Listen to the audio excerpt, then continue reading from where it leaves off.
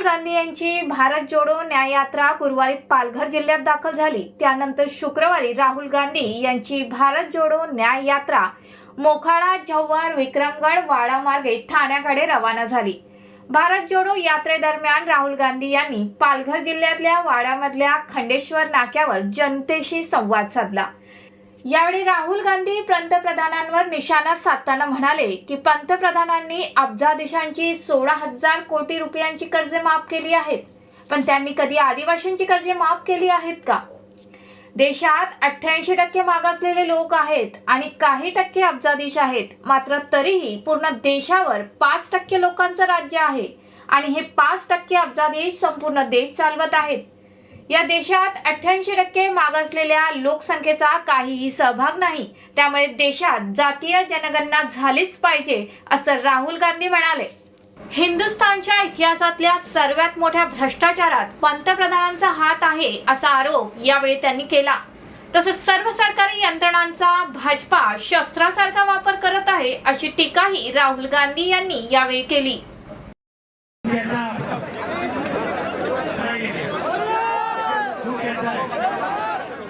कैसा भाई बढ़िया है। पिछले साल हमने भारत जोड़ो यात्रा की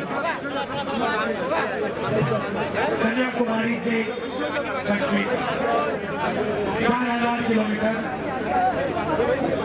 भारत को जोड़ने के लिए, और भारत के जो कमजोर लोग हैं जिनके साथ अन्याय हो रहा है, उनका जो मैसेज है उसको उठाने के लिए हमने यात्रा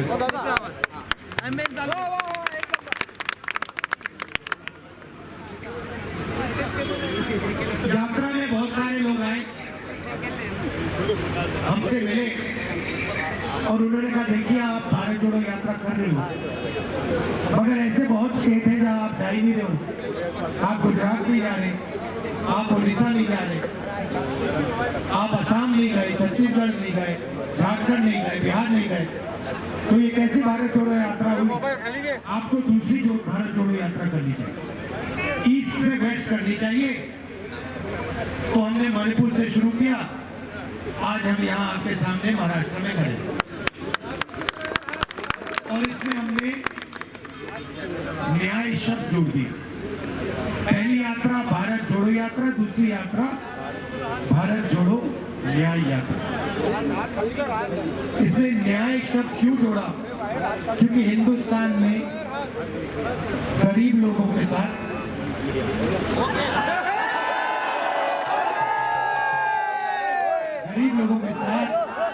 किसानों के साथ, मजदूरों के साथ, छोटे व्यापारियों के साथ,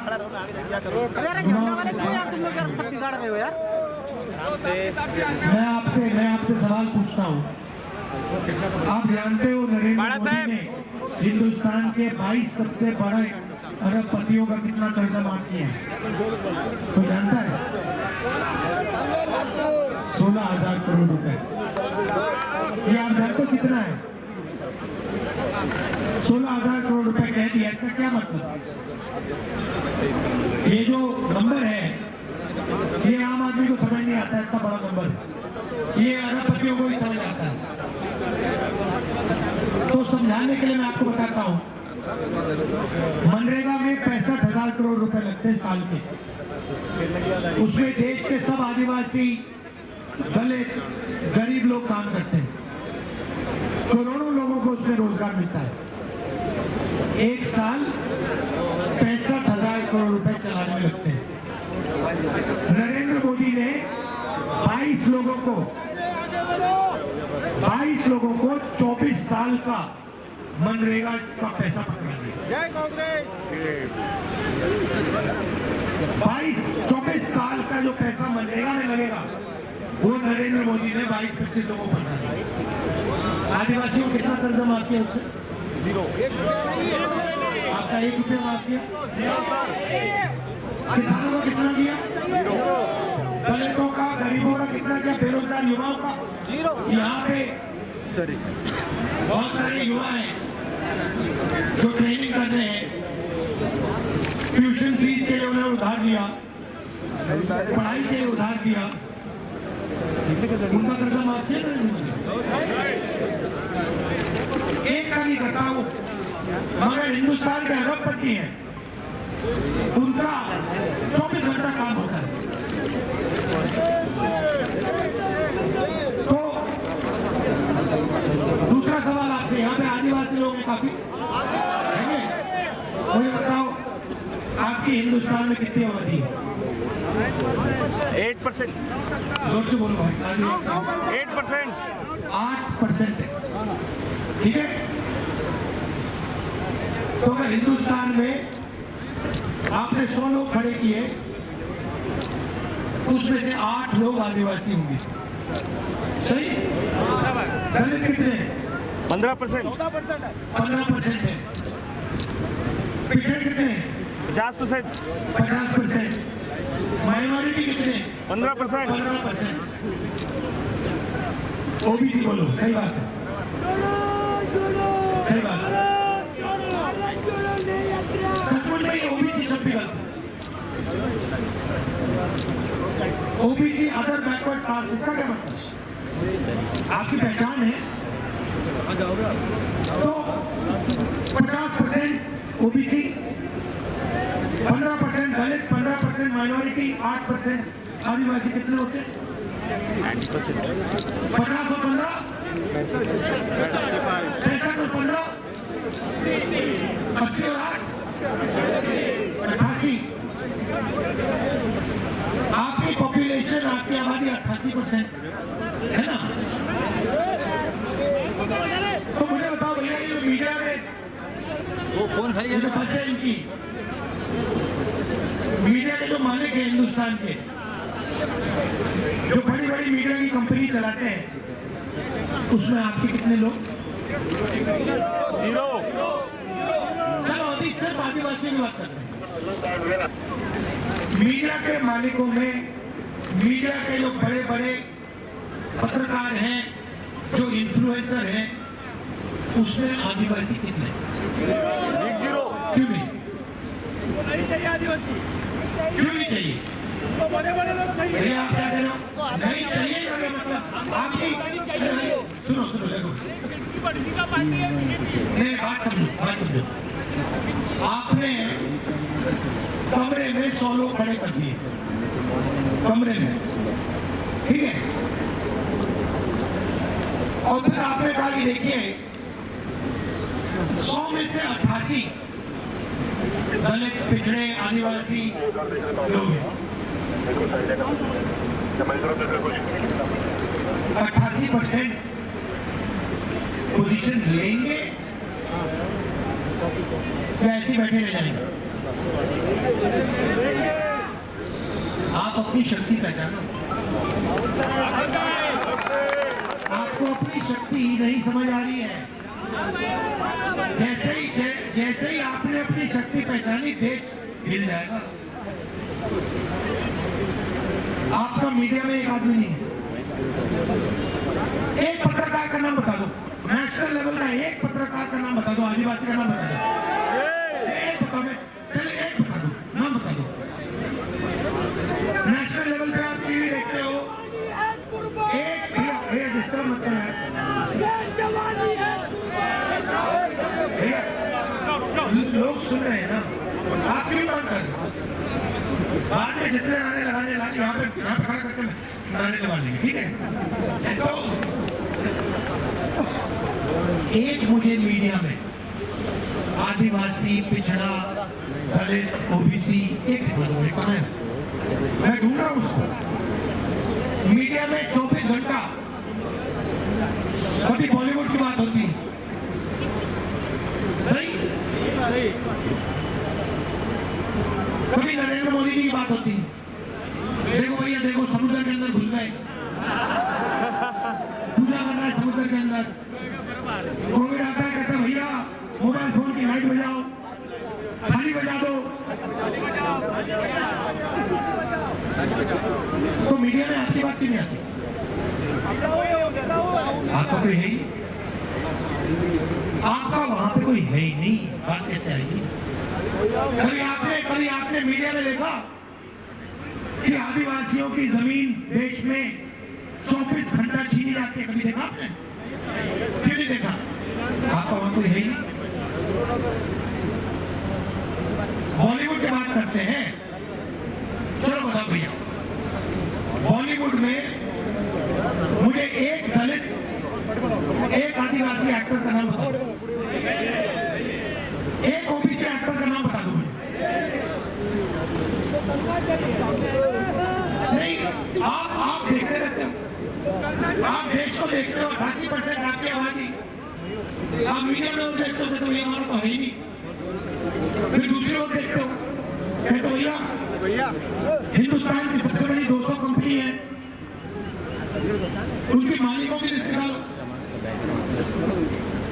उसमें बता दो कितने आप लोग। अदानी पिछड़े वर्ग का है, ओबीसी है, दलित है, आदिवासी है, तो फिर अंबानी भी वही है। लिस्ट निकालो भाई, 200 में आपसे आपका एक ही मिलेगा। मैंने निकाली है, ऐसी बात करता है। आप लिस्ट निकालो, आपको वहां एक ओबीसी नहीं मिलेगा, एक दलित नहीं मिलेगा, एक आदिवासी नहीं मिलेगा, कोई नहीं मिलेगा। वहां पे 5% का राज चल रहा है, उसमें गरीब जनरल कास्ट भी नहीं है। गरीब जनरल कास्ट का बच्चा अगर मीडिया में बड़ा पत्रकार बनना चाहे, मीडिया कंपनी का मालिक बनना चाहे, वो भी नहीं कर सकता। नहीं देंगे, आगे जाने नहीं देंगे, शक्ति पहचानत नहीं।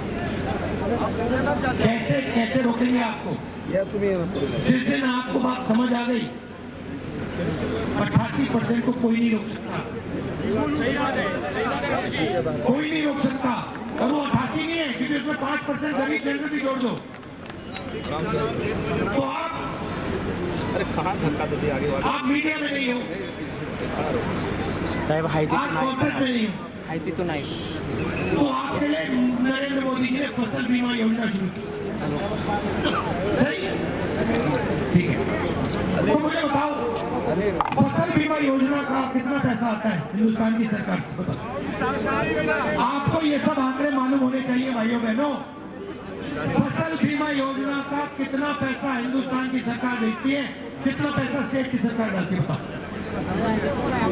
33,000 करोड़ रुपया फसल बीमा योजना में दिया जाता है। किसका पैसा है? 88% का जीएसटी से आता है, राइट? आप मुझे बताओ, 16 कंपनियां हैं, नाम दे दूंगा आपको, 16 कंपनियों को 33,000 करोड़ रुपए मिलता है। 16 कंपनियों की मैंने लिस्ट निकाली, मालिकों में आपका एक नहीं, सीनियर मैनेजमेंट में आपका एक नहीं। आंधी आती है, तूफान आता है, आपका नुकसान होता है, कंपनी वाले कहते हैं भैया आप जाओ, आप जानो, आपका काम जाने, हम आपको बीमा का पैसा नहीं देंगे। होता है ना? तो पैसा आपका 88% का जीएसटी से आया, गया 16 कंपनियों के हाथ में, वहां आपका एक आदमी नहीं। और जो पैसा आपके लिए भेजा था, बीमा योजना के लिए भेजा था, जब आपको जरूरत पड़ती है आपसे कहते भैया तुम हटो यहाँ से, बड़े हो जाओ, तो आप बड़ी कंपनियों में नहीं। मुझे बताओ, प्राइवेट अस्पतालों के मालिकों में आपके कितने? एक भी नहीं। प्राइवेट अस्पताल चलता कैसे? चलता कैसे? किसके पैसे से चलता है? 88% से चलता है। जमीन दी जाती है, किसकी जमीन दी जाती है? 88%। आपने कभी अखबार में पढ़ा कि अदानी जी की जमीन एक्वायर कर दी गई? नहीं, हर रोज आदिवासियों के पास जाओ, कहते भाई हमारी जमीन ले ली, दलितों के पास जाओ हमारी जमीन ले ली, ओबीसी के पास जाओ हमारी जमीन ले ली, मगर अदानी की जमीन कभी एक्वायर नहीं होती, कभी नहीं। वो सबसे एक्वायर करता जा रहा है, करता जा रहा है, करता जा, उसी को ही एक्वायर करता। अदानी है उसने ऐसा क्या काम कर दिया, इससे क्या हो रहा है? बड़ा कुछ हो रहा है? ये देखो, ये सवाल उससे भी गहरा है, ये सवाल उससे भी गहरा सवाल है, फालतू सवाल नहीं करता। ये सवाल है कि हिंदुस्तान की 88% आबादी को इस देश में कोई भागीदारी क्यों नहीं है, ये सवाल।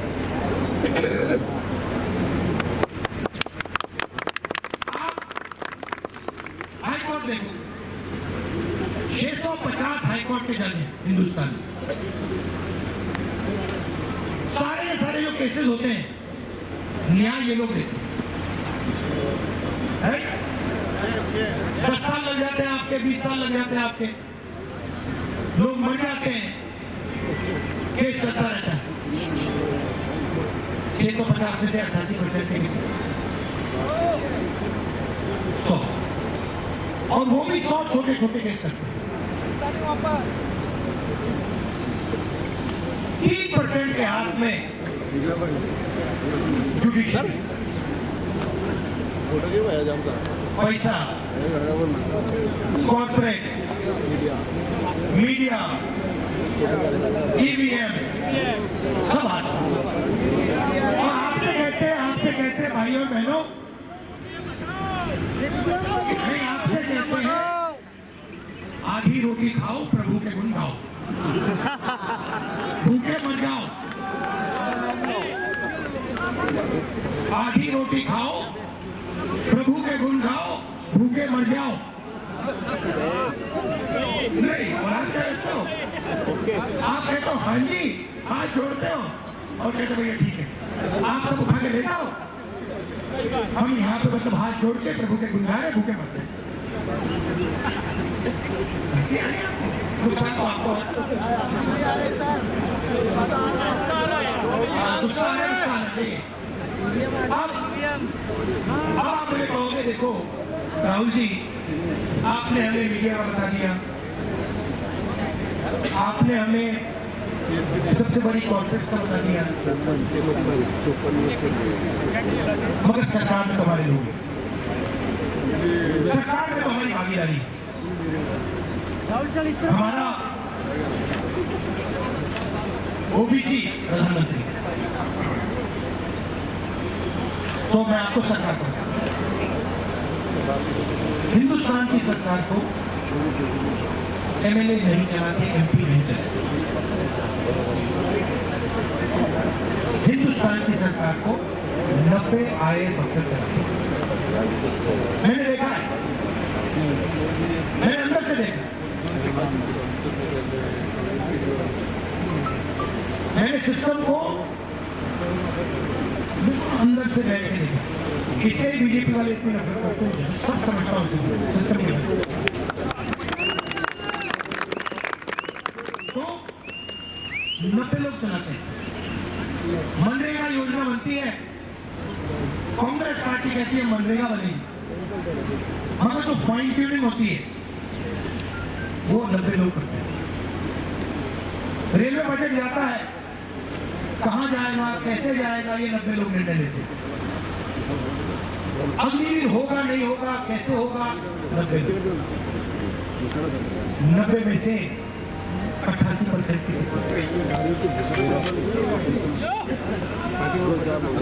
ओबीसी की 50% आपकी आबादी, दिल्ली की सरकार में आपके 3 लिस्ट दे दूंगा। बड़ी मिनिस्ट्री में आपको कोई ओबीसी नहीं मिल सकता, कोई दलित नहीं मिल सकता, कोई पिछड़ा नहीं मिल सकता। फाइनेंस मिनिस्ट्री में आपको 1 नहीं मिलेगा, डिफेंस मिनिस्ट्री में 1 नहीं मिलेगा, शिक्षा की मिनिस्ट्री में 1 नहीं मिलेगा, स्पोर्ट्स मिनिस्ट्री में शायद।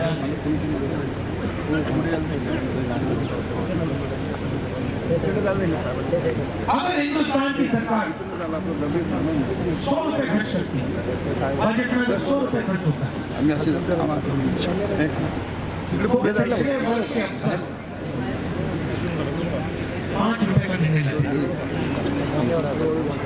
अरे थांबा ना, आमचं गेम खराब करू नका बाबा. आता कसला काही दलित अफसर 1 रुपया का निर्णय नहीं.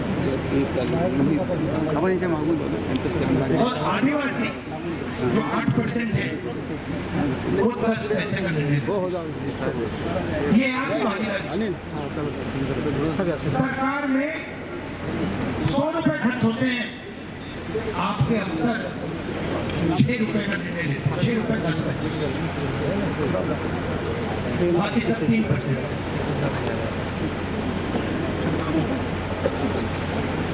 मीडिया का एडवर्टाइजमेंट जाता है, मोदी जी इनकी सरकार हजारों करोड़ रुपए मीडिया का एडवर्टाइजमेंट में देती है ना. कहा जाता है आदिवासी को मिलता है क्या, दलित को मिलता है क्या, पिछड़े को मिलता है क्या, ओबीसी को मिलता है. कोई 3% को जाता है. 16 लाख करोड़ रुपए वही तीन लोगों. सरकार का कोई भी काम होता है, पहले क्या होता था पब्लिक सेक्टर में, उसमें थोड़ी सी जगह आपकी बन जाती, ओबीसी दलित आदिवासी थोड़ी सी जगह बन जाती, उसको सबको प्राइवेटाइज करते. एनजीओ की बात करता हूं, एनजीओ को करोड़ों रुपए मिलते. एनजीओ के मालिक को मुझे एक पैसा दिखा दीजिए, एक पैसा दिखा दीजिए आदिवासी. कोई नहीं है. तो फिर मैं अपने आप से पूछता हूँ ये हो क्या ना, ये 88% लोग जो देश के करते क्या, ये ना मीडिया में, ना सरकार में, ना पुलिस में, कहीं भी नहीं. क्या करते हैं, मजदूरी करते हैं. अभी जाग नहीं रहे, जिस दिन जागना शुरू हो गया ना, ये देश हिलना शुरू कर देगा. अभी बहुत अभी कोई आइडिया नहीं है भाई, अभी कोई आइडिया नहीं है. कौन और वही तो रुक आने का ही नहीं ना, फिर उधर ही रुक जाने का ना, आगे जाते हैं. किस प्रकार से 88% को लूटा जा रहा है. आप मुझे एक योजना दे दो, मैं आपको बता दूंगा इसमें ऐसे क्या है. अग्निवीर की बात करनी है, बता देता हूं. इलेक्शन का टॉपिक है आज.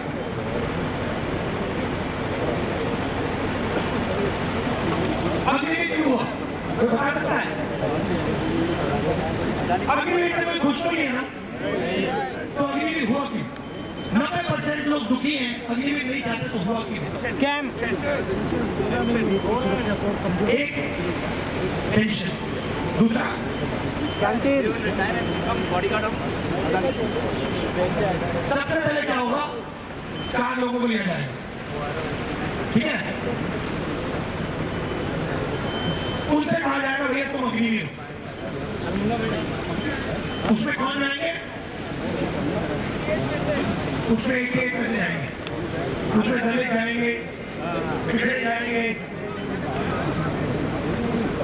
ओबीसी जाएंगे, आदिवासी जाएंगे, गोली खा लेंगे. उनको 6 महीने की ट्रेनिंग दी जाएगी और उनसे कहा जाएगा देखो भैया चलो तैयार हो जाओ, उधर जाओ, चाइना के सामने सैनिक के सामने खड़े हो जाओ. वो चाइना के सैनिक को 5 साल की ट्रेनिंग मिलेगी, इसको 6 महीने की. अगर यहाँ पे हमने एक लड़के को 6 महीने की ट्रेनिंग दी राइफल चलाने की और दूसरे को 5 साल की ट्रेनिंग दी और दोनों को खड़ा कर दिया, क्या होगा? 5 साल वाला बाद उसको पता भी नहीं लगा क्या होगा. सही बात. तो फिर ये 88% और उसमें 5% जनरल कास्ट के लोगों को जाएंगे. युद्ध होगा तो लाशों की लाइन बनेगी, लाशों की लाइन. फिर उनसे कहा जाएगा देखो भाई तुम अग्निवीर हो, पुनारी तुम्हें शहीद का दर्जा नहीं मिल सकता क्योंकि इस देश में शहीद 88% नहीं हो सकते. 88% लोग हो सकते हैं। तो दो तरीके के शहीद बनेंगे, एक 88% और दूसरा 3-4%। 3-4% वाले को पेंशन मिलेगी, कैंटीन मिलेगी, मेडल मिलेंगे, सब कुछ मिलेगा। 88% को कहा जाएगा कि तेरे को पेंशन नहीं मिलेगी, तेरे को कैंटीन नहीं मिलेगी, शहीद हो जाएगा तो तू शहीद नहीं हुआ, तू मर गया, मगर शहीद नहीं हुआ, गोली मिलेगी। राइट? और जो पहले आदर मिलता था गांव में कि देखो एक सर्विसमैन है, ये देखो ये हिंदुस्तान के झंडे के लिए खड़ा हो गया था, वो जो आदर है वो भी नहीं मिलेगा। तो जो आपका पैसा था, पेंशन का पैसा था, 88% का पेंशन का पैसा था, कैंटीन का पैसा था, ट्रेनिंग का पैसा था, तो क्या था?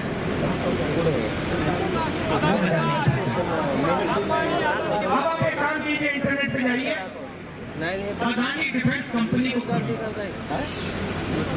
अदानी डिफेंस कंपनी खोलेंगे तो आपको दिखेगा कि हथियार भी वो बनाता है, राइफल भी वो बनाता है, पिस्तौल भी वो बनाता है, ड्रोन भी वो बनाता है, गोला बारूद भी उसका।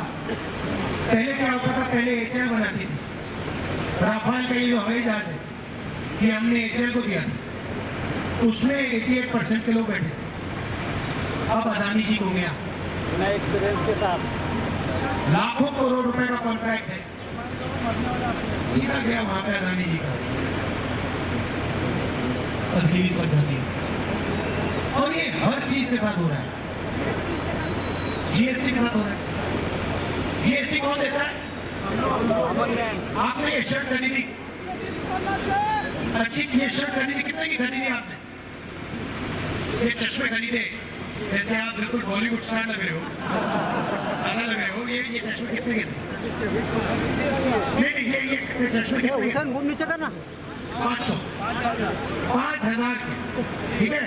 शर्मा भी बोल रहे हैं 5000 के आपने खरीदे, इसमें जीएसटी कितनी लगी आप? 28%। अगर यही चश्मे अदानी खरीदे, उसके कितने पैसे लगे? 5 करोड़ उसके भी 28% टैक्स लगे। जितना टैक्स आप दे रहे हो उतना अदानी दे रहा है। वो भी माफ कर दे। आपकी आमदनी 50,000, उसकी लाखों करोड़ रुपए, तो जीएसटी तो आप देते हो। जीएसटी अदानी थोड़ी देता है, आप देते हो, और जीएसटी का पैसा अदानी लेता है। आप प्रभु के गुण गाते हो, वो पैसा देता है। आप प्रभु के गुण गाते हो, वो पैसा गिनता है। आपके बेटे सेल्फी पे सेल्फी लेते हैं, इंस्टाग्राम पे रील देखते हैं, एक दूसरे को मैसेज भेजते हैं, देखो भैया बॉलीवुड का डांस चल रहा है, देखो मोदी के हाथ पानी के अंदर, और अदानी का बेटा पैसा गिनता है। ये है आपके साथ। जय शाह, जय शाह, जय शाह।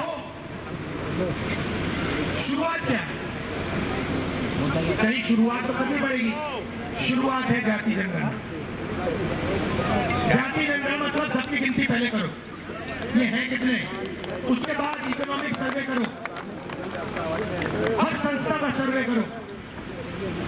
ये हमारे पुलिस में अफसर बैठे हैं, ठीक है, पुलिस का एक्सरे लो, इसमें दलित कितने, आदिवासी कितने, पिछड़े वर्ग के ओबीसी कितने, सीनियर लेवल पे कितने, जूनियर लेवल पे कितने, कॉर्पोरेट की लिस्ट निकालो, कितने ओबीसी, कितने दलित, कितने आदिवासी कहां बैठे हैं। धन का सवाल पूछना शुरू करो भाइयों बहनों,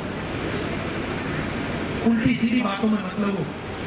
सवाल पैसे का है, देश पैसे से चलता है।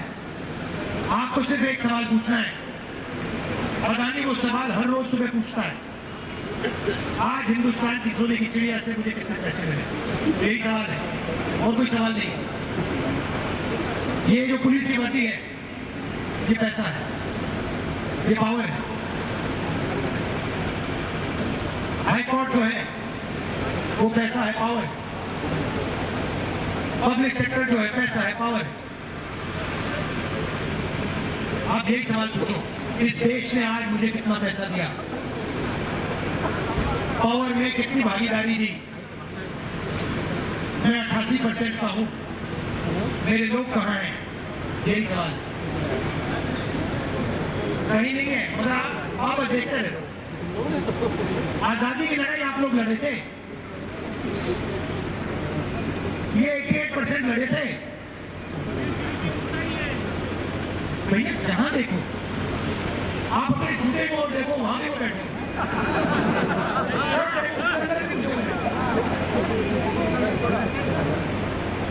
आपके बाल कटे ना, बड़ा अच्छा हेयर कट लग रहा है आपका। नहीं बाल काटे ना, मगर जीएसटी उससे भी ले ली। जहां भी आप देखो, आपको पैसा चूसा जा रहा है। मैं आपसे कह रहा हूं, बस ये देखना शुरू करो। सबसे पहला कदम ये पैसा जा रहा है, और दूसरा कदम हमारे यहाँ कितना है, हमारे गांव में कितना आ रहा है, हमारे युवाओं में शिक्षा में कितना जा रहा है, स्वास्थ्य में कौन दे रहा है, ये सवाल। आदिवासियों के लिए 5 चीजें इंडिया सरकार करने जा रही। मेरे पास यहाँ पे लिस्ट पड़ी, मैनिफेस्टो में लिखा हुआ। सबसे पहला काम, जो भी आपकी जमीन की मामले हैं, जहां आपको आपकी जमीन नहीं दी जा रही है, पट्टा नहीं दिया जा रहा है, उसको हम 6 महीने के अंदर आपके हवाले कर देंगे। फॉरेस्ट राइट एक्ट की जो क्लेम्स हैं, वो सारी की सारी 6 महीने में हम पूरा कर देंगे। जो जल जंगल और जमीन का हमने आपको अधिकार दिया, जो बीजेपी वाले आपसे छीनते हैं, उसको हम एक बार फिर आपके हवाले कर देंगे। ऐतिहासिक बात आपको बताने जा रहा हूं। आप 6 शेड्यूल को जानते हो? 6 शेड्यूल आपने सुना है? 6 शेड्यूल किसी ने सुना है? यहाँ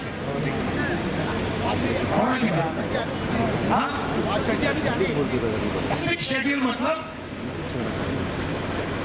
जो लोकल सरकार होती है उसके हाथों में पावर होती है। 6 शेड्यूल मतलब जो गांव है, जो छोटे छोटे कस्बे हैं, पावर उनके हाथ में होती है। ठीक है, तो हमने निर्णय लिया है, जहां भी देश में आबादियों की 50% से ज्यादा, आदिवासियों की 50% से ज्यादा आबादी है, वहां पे 6 शेड्यूल लागू कर दिया जाए। मतलब ये आपके ऊपर से जो राज होता है, वो ऊपर से नहीं होगा, आप अपना राज करोगे पूरे हिंदुस्तान में, जहां भी आपकी आबादी 50% से।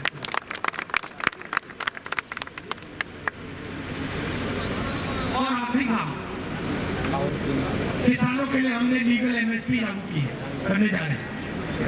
वैसे ही जो आपका जंगल का प्रोड्यूस होता है, जो जंगल में उगता है, जो आप बेचते हो, उसके लिए भी हम गारंटी करके आपको मिनिमम सपोर्ट प्राइस कम से कम दाम देने जा रहे हैं।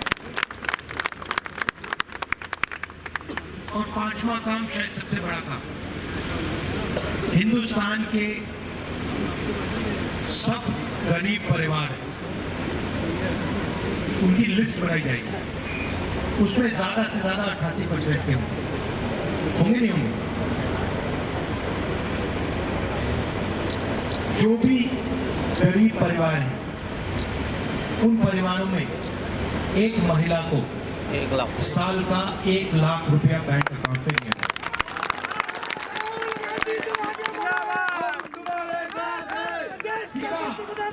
हर महीने उनके बैंक अकाउंट में पैसा आएगा। सभी कास्ट को, जनरल कास्ट, ओबीसी, दलित, आदिवासी, जो भी गरीब है, 1 लाख रुपया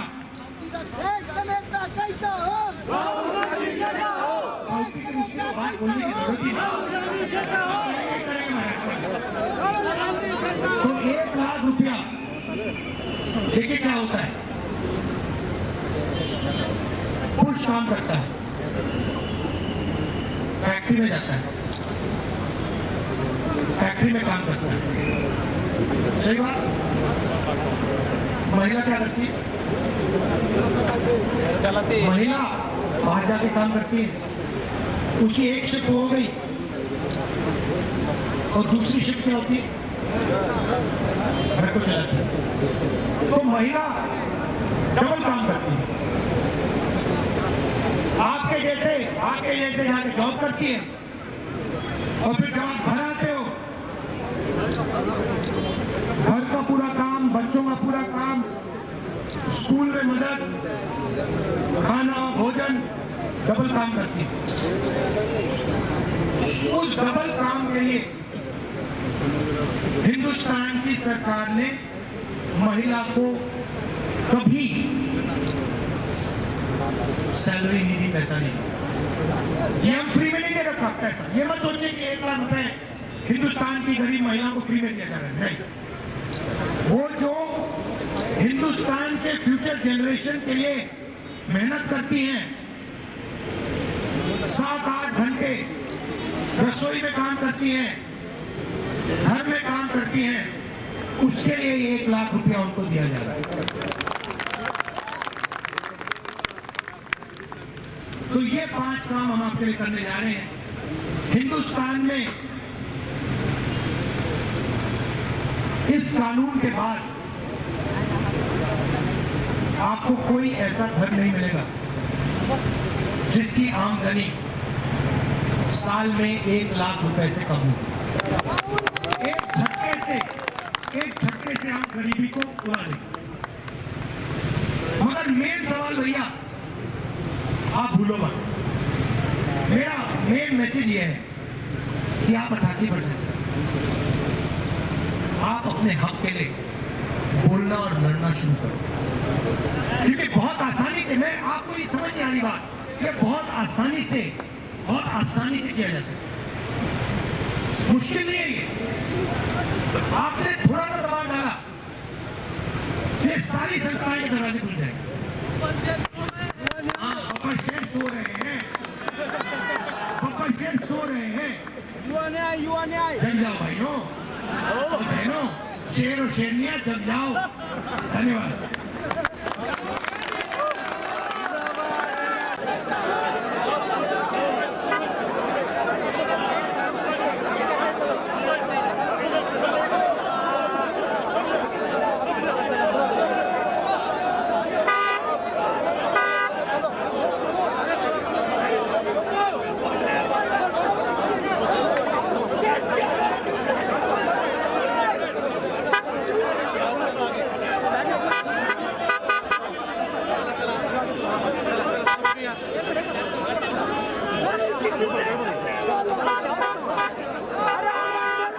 नहीं किसी से डरने वाला।